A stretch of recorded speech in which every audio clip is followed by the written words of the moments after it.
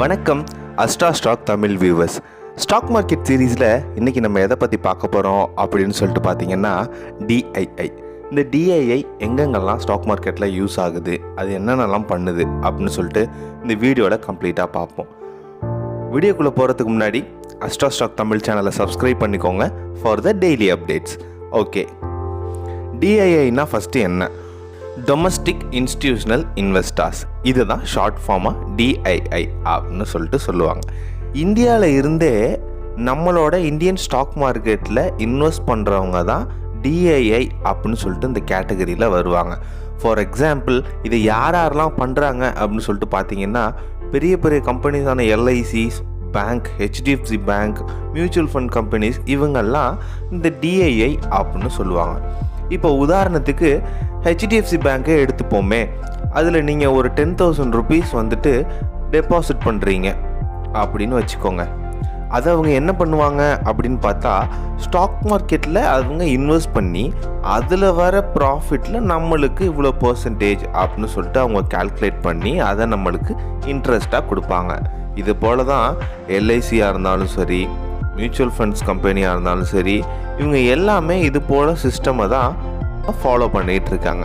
நம்ம டெபாசிட் பண்ணுற அமௌண்ட்டாக இருந்தாலும் சரி, இல்லை இன்சூரன்ஸ் பண்ணுற அமௌண்ட்டாக இருந்தாலும் சரி, நம்ம சேவிங்ஸ்க்கோ இல்லை ஃப்யூச்சருக்கு நம்மளுக்கு யூஸ் ஆகும் அப்படின்னு நம்ம பேங்க்கில் நம்ம ஃபிக்ஸட் டெபாசிட் சேவிங்ஸில் போடுற அமௌண்ட்டாக இருந்தாலும் சரி, அந்த அமௌண்ட்ஸை bank or companies or insurance company எதுவாக இருந்தாலும் என்ன பண்ணுவாங்க அப்படின்னு சொல்லிட்டு பார்த்தீங்கன்னா, அதில் இருக்க அமௌண்ட் எல்லாத்தையுமே கடைசியாக நம்மளுக்கு ஸ்டாக் மார்க்கெட்டுக்கு தான் வந்து நிற்கும்.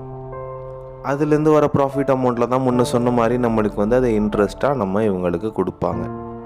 இதுக்கும் இவங்களோட ஷேர் விற்கிறது வாங்குறதுக்கும் ஷேர் மார்க்கெட்டில் என்னென்ன இம்பேக்ட்ஸ் இருக்குது அப்படின்னு சொல்லிட்டு பார்த்தீங்கன்னா, ஸோ இவங்க இந்த மாதிரி ஷேர் மார்க்கெட்டில் இன்வெஸ்ட் பண்ணி அதிலிருந்து நம்மளுக்கு ஒரு அமௌண்ட்ஸ் இல்லை அவங்களோட கம்பெனிஸ் அண்ட் பேங்க்ஸை ரன் பண்ணுறதுக்கு அமௌண்ட்ஸ் அவங்க எடுக்கிறதுனால ஸ்டாக் மார்க்கெட்டில் இந்த DII வந்துட்டு பெரிய இம்பேக்ட் கொடுக்கும். எதர் அது வந்துட்டு ரைஸ் ஆனாலும் சரி, கம்மியானாலும் சரி, பெரிய இம்பேக்ட் கொடுக்கும்.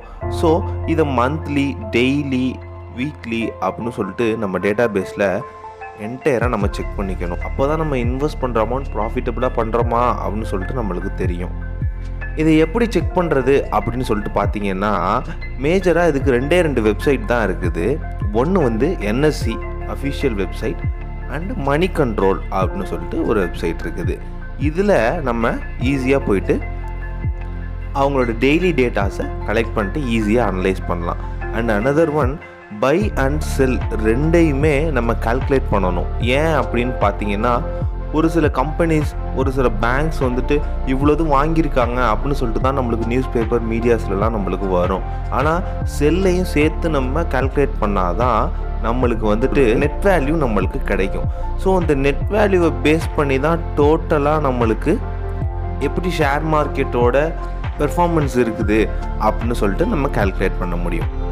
இது DII மட்டும் இல்லை, FIIயாக இருந்தாலும் சரி, இந்த சேம் ப்ரொசீஜரை நம்ம ஈஸியாக கால்குலேட் பண்ணால் மட்டும்தான் நம்ம சக்ஸஸ்ஃபுல்லாக ட்ரேட் பண்ண முடியும்.